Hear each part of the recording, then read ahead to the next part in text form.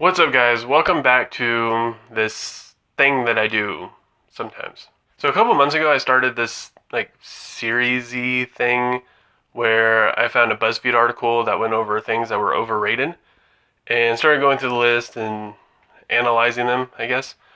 And I didn't think it was going to take off that well or people weren't going to receive it that well, but actually a lot of people seem to be pretty big fans of it and always ask questions when I'm going to do the next installment.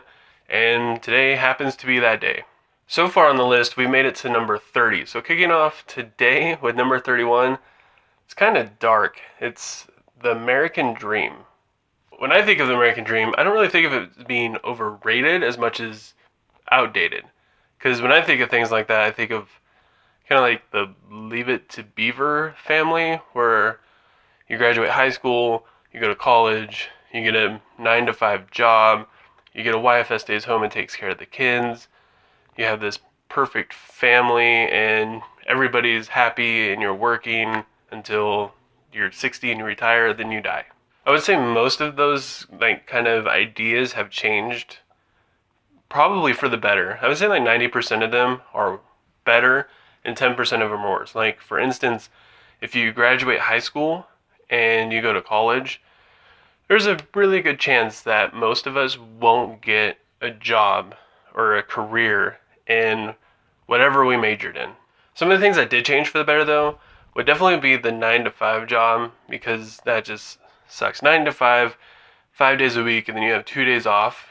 Like, nowadays, it's just ruining so many people. Like, it's so hard to push through that week now. There's so much stress on us nowadays to where it's almost impossible. Another thing that changed for the better is that now women can work. Like, they were able to work before, but back in, like I said, like the Leave It to Beaver American Dream kind of days of women staying at home, raising the kids, cooking dinner, you know, the husband gets home at 5:30 and dinner's already on the table and the kids are home and homework's done and they just sit there watch TV until it's time to go to bed. I think it's a good thing that that no longer exists either. And now moving along to number 32, we have zombies. Which zombies are kind of tough for me because it's something I've always loved. Like, I remember going and buying the Dawn of the Dead movie and watching it and never experiencing zombies before and think it was the coolest thing in the whole freaking world. But then a little show on AMC started up called The Walking Dead, and then all of a sudden everybody loved zombies, and zombies were everywhere, and there was zombie walks and all these like horror like theme park things like Not Scary Farm, Universal Studios, probably mostly just Universal Studios, changed their entire Halloween theme to being zombie based. In that sense, it kind of made me like a judgmental zombie hipster thing, because I just like, people would rant and rave about zombies, and I'm like, you haven't even seen Dawn of the Dead, Night of the Living Dead, Day of the Dead, Land of the Dead, any of the Dead movies. All you've seen is The Walking Dead, which they don't even call them zombies in there. Moving on to number 33, we have reality TV. Now, I used to love reality TV when I was younger, but now I hate it so much. I don't understand what the appeal of it is. Like you have reality shows like Survivor. Yes, Survivor is still around. You have Big Brother. You have shows like that where they're thrown into a social experiment and they have to win this game. And you have shows like Jersey Shore or Keeping Up with the Kardashians, which I don't understand what the appeal of those shows are. To be a celebrity, usually that means you have a talent that is recognized and they celebrate it. That's the whole point of being a celebrity. It's celebrating somebody's talent. And the only reason why these people are celebrities is just because they exist. That's it. That's all it is. So yes, reality TV shows are overrated, and 90% of them are fake and scripted anyways. So there you go. Ruined your TV magic. Number 34 is parties. Now, I'm going to try and take this in the literal sense of just a general party, instead of like a birthday party or a Christmas party or work party, which are kind of more lame than they are overrated. In that sense, yes, parties are definitely overrated in my book. I think I was invited to like a handful of parties when I was in high school, which back then it was super cool. But I don't know, I guess I always got there late because the beer or alcohol was always gone.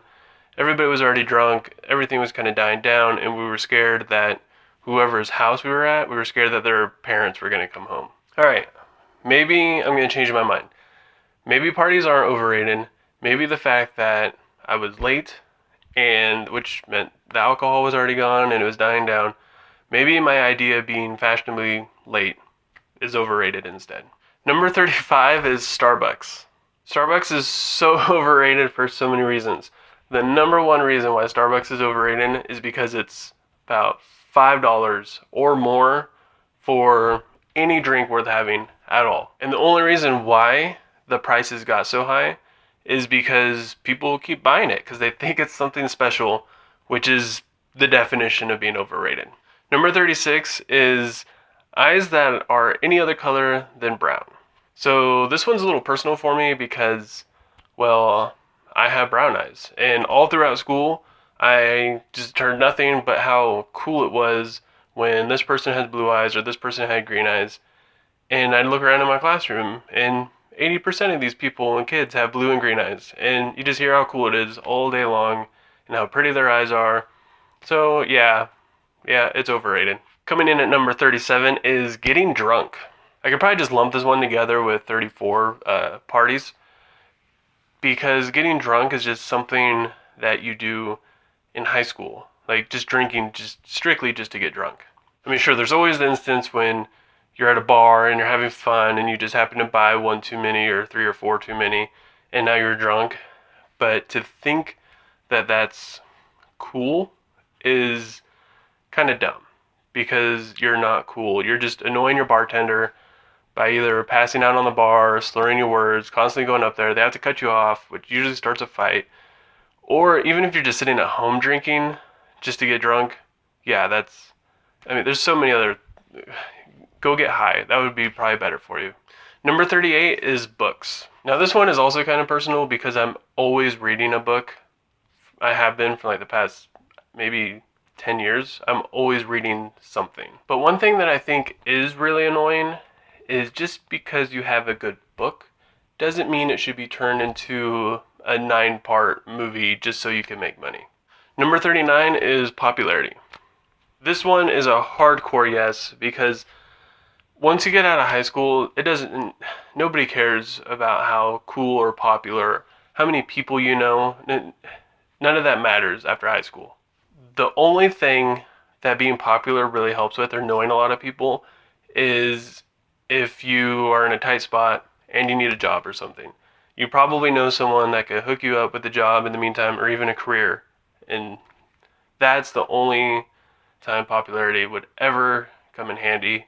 Which even then, you're not even popular anymore out of high school. You just know people. Last but not least is number 40, cars. I love cars, but they are overrated. But not all cars are overrated. Probably going to take some shots and maybe some heat on this one. But, the Chevy Camaro sucks. It's overrated. Not nearly as cool as everybody thinks it is. It's just been 5 years since Chevy came out with anything other than the Corvette that was cool. Only reason.